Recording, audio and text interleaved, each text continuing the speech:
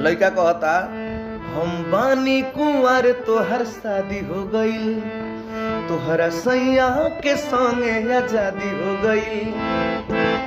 लड़किया कहतिया दियल नीतीश जी के साइकिल पाया बही चढ़ते बाड़का, हम बन गई नी मम्मी तू अभी पढ़ते बाड़का।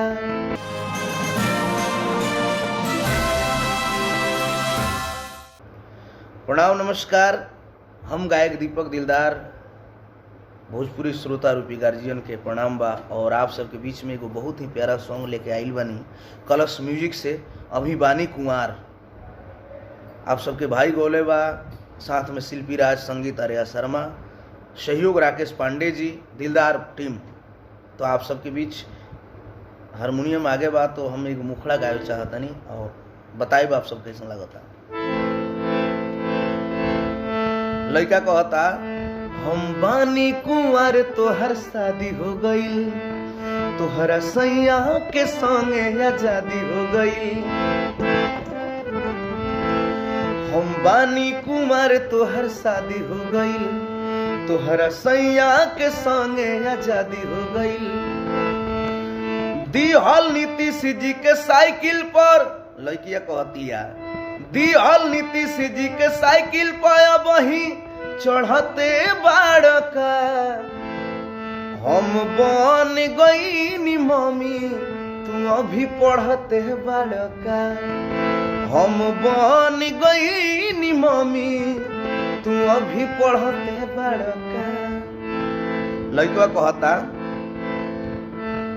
करी लेते हरी कंपटीशन के, दिहिल फीस ढेर टीसन के।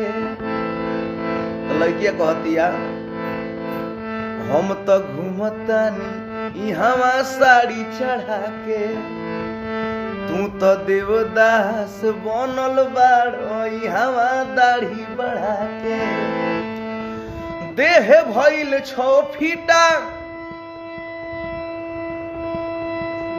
अब ही बढ़ते बाड़का, देह भइल 6 फीटा अब ही बढ़ते बाड़का। हम बन गई नी मम्मी तू अभी पढ़ते बाड़का। लास्ट अंतरा बा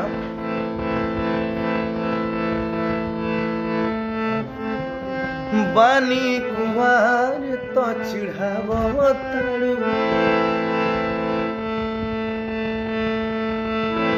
बानी कुंवार तो चिढ़ाव तारू।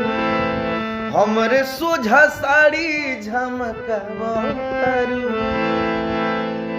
बबुआ भुवन अपना मन के मनावो, शादी के तू अपन घर के बसावो।